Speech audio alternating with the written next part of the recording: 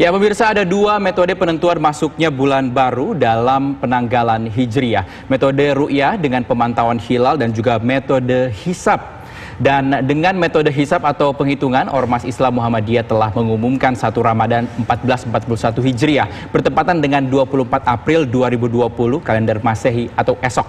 Kita telah bersama dengan Bapak Agung Danarta, Sekretaris Pimpinan Pusat Muhammadiyah. Assalamualaikum Pak Agung. Waalaikumsalam warahmatullahi wabarakatuh. Ya Pak Agung, berarti Muhammadiyah ini telah menetapkan dan juga menentukan 1 Ramadan akan jatuh besok 24 April 2020.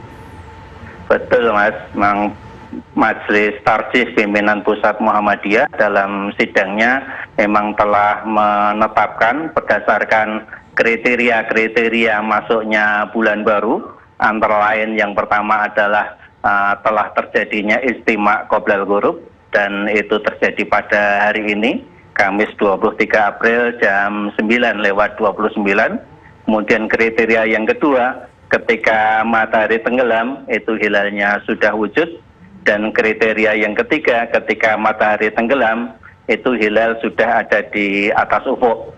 Untuk di wilayah Yogyakarta, nanti itu ketika tenggelam, itu hilalnya sudah berada di 3 derajat dan 53 menit.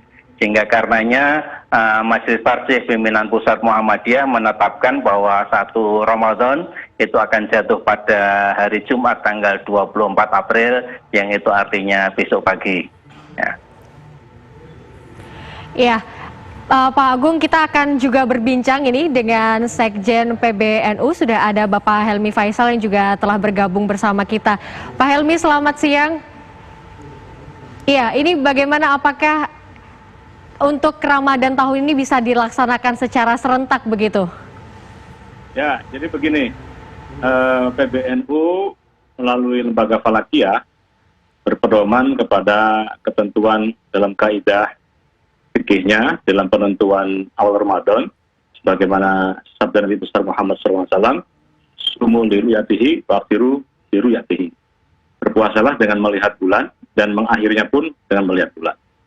Maka sore hari ini kami sudah menyebar para peruyah di 29 titik di seluruh Indonesia, ya, yang tentu nanti akan memberikan dan menyampaikan laporannya kepada PBNU. Dan kami juga di lantai 5 PBNU punya situation room, ya, di mana kita akan memantau secara telekonferensi pelaksanaan ru'yah dari seluruh lembaga falakiyah dan akan melaporkan. Dan kalau nanti ternyata terlihat, maka puasanya akan bersamaan dengan Muhammadiyah pada tanggal 24, artinya besok. Tapi nanti kalau tidak tampak, berarti berlaku ketentuan istiqmal, jadi bulan Sya'bannya dibulatkan jadi 30 hari, maka kita akan berpuasanya pada tanggal 25. Ya, mudah-mudahan nanti bisa bersamaan kembali ya dengan teman-teman Muhammadiyah. Ya baik, kita kembali ke Pak Agung, Sekretaris Pimpinan Pusat Muhammadiyah. Pak Agung, ini di luar penentuan hilal, kita ingin berbicara mengenai bagaimana kita menghadapi dan juga menjalani ibadah di bulan Ramadan yang kita tahu saat ini sedang dalam kondisi pandemi corona dan juga keterbatasan karena ada pembatasan sosial berskala besar. Apa yang harus dilakukan oleh umat Islam, Pak? Betul. Untuk itu pimpinan sudah mengeluarkan edaran dan himbauan untuk umat Islam agar melaksanakan berbagai macam ibadah bulan Ramadan menghadapi pandemi COVID ini. Di antaranya adalah kita Ramadan bersama keluarga. Artinya aktivitas kegiatan-kegiatan ibadah kita di Ramadan kita fokuskan di keluarga, berpuasa bersama dengan keluarga, ketika sahur, berbuka, dan lain sebagainya bersama keluarga, sesuatu yang mungkin ketika di tahun-tahun yang lalu tidak terlalu mudah untuk bisa Ramadan bersama keluarga, saat ini kesempatan kita bisa beribadah Ramadan bersama keluarga. Kemudian juga ibadah taraweh PP Muhammadiyah menghimbau untuk tidak diselenggarakan di masjid, tetapi dilaksanakan di rumah masing-masing.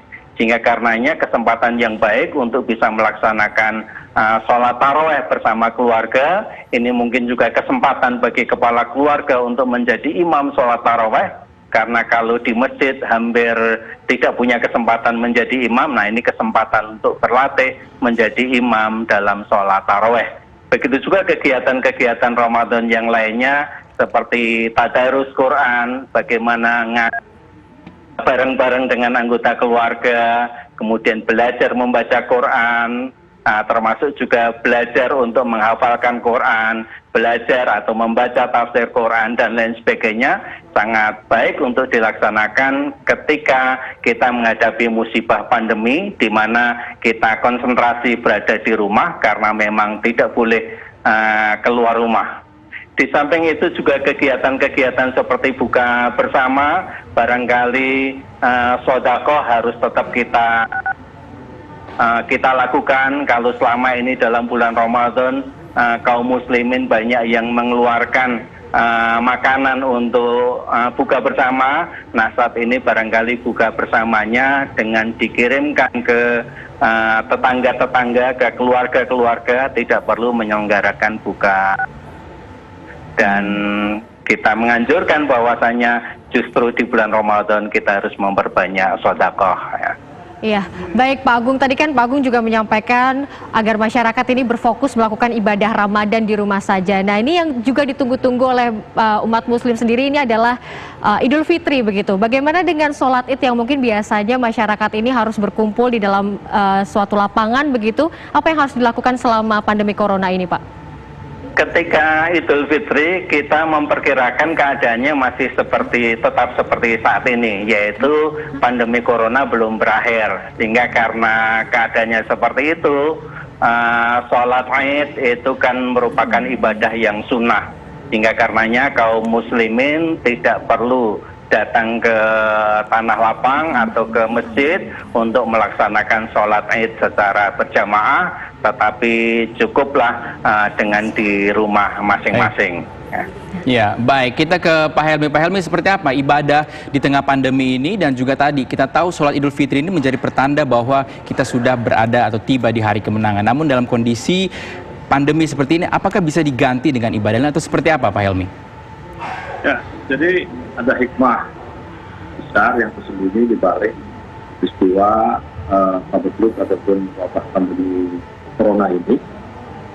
Masih hari ini Allah memaksa kita semuanya untuk stay at home, untuk di rumah saja, bekerja di rumah, belajar di rumah, beribadah di rumah. Maka kita teringat dengan konsep Nabi yang disebut dengan Baiti Jannati, rumahku adalah surga bagiku.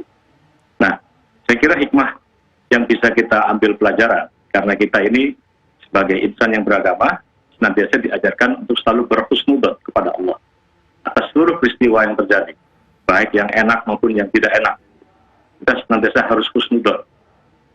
Nah, maka pelajaran yang saya kira bisa kita lihat dari stay at home ini adalah bahwa ternyata kita harus kembali memperbaiki akhlak kita, ibadah kita, hubungan sosial kita, dengan mulai dari kehidupan di rumah kita masing-masing. Nah, nanti insya Allah nanti setelah pandemi ini berakhir, saya kira ini akan menjadi modal besar bagi kita untuk membangun satu masyarakat yang saling tepat selera, yang saling menghormati, dan situasi hari ini akan menjadi kohesi sosial yang penting bagi terbentuknya masyarakat yang berakhlak di masa-masa yang akan datang. Maka kalau kita melihat pandangan-pandangan dari para ulama, dari Grand Sheikh Al-Azhar Mesir, bahkan yang terakhir, yang terakhir yang kita baca dan kita lihat adalah Grand Mufti Saudi Arabia juga telah menyampaikan satu ketetapan bahwa pelaksanaan sholat tarawih bahkan sholat Id ini juga dilakukan di rumah masing-masing.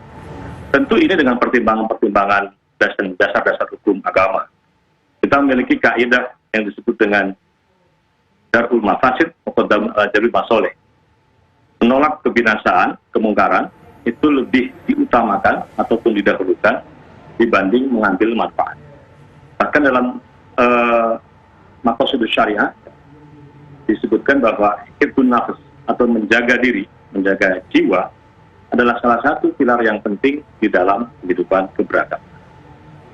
Jadi Baik. Islam sudah memudahkan kita, ya. Maka untuk itu kepada seluruh umat Islam Indonesia khususnya, panduan-panduan yang telah ditetapkan oleh pemerintah, protokol-protokol yang telah ditetapkan oleh pemerintah, mari kita ikuti bersama, ya. Social distancing, jaga jarak, ya. Kemudian rajin cuci tangan, ya. Menjaga pola hidup sehat. Tentu ini semua mari bersama-sama kita laksanakan. Sholat tarawih kita laksanakan di rumah. Sholat Id dalam kondisi yang nanti pandemi ini masih berlangsung, kita laksanakan di rumah. Tentu tidak dengan khutbah, dengan menggunakan sholat 2 rakaat. Ya. Kemudian yang paling penting adalah, saya kira efek dari wabah pandemi global corona ini, begitu banyak saudara-saudara kita yang sekarang dalam keadaan kesulitan ekonomi. Ya. Maka tugas kita adalah pada seluruh warga masyarakat, dengan ini saya mengajak, ayo kalau bisa keluarkan zakatnya di awal Ramadan, sehingga saudara-saudara kita ini bisa dari awal mereka bisa mengikuti bulan puasa ini dengan baik. Dan mari bersama-sama, ya, di situasi yang sulit ini kita saling jaga, saling berbagi, dan saling melindungi. Baik. Bersama-sama kita membangun kemanusiaan. Baik, Pak Helmi Faisal, Sekjen PBNU, dan sebelumnya tadi ada Pak Agung Danarta, Sekretaris Pimpinan Pusat Muhammadiyah. Keduanya telah sepakat bahwa ibadah Ramadan ini tetap bisa dilakukan dalam kondisi pandemi dan juga tetap mematuhi peraturan pemerintah. Betul. PSBB seperti itu ya. Dan tadi diperintahkan juga untuk lebih awal untuk membayar zakat. Terima kasih. Tentu ini juga untuk memutus mata rantai penularan virus corona ya.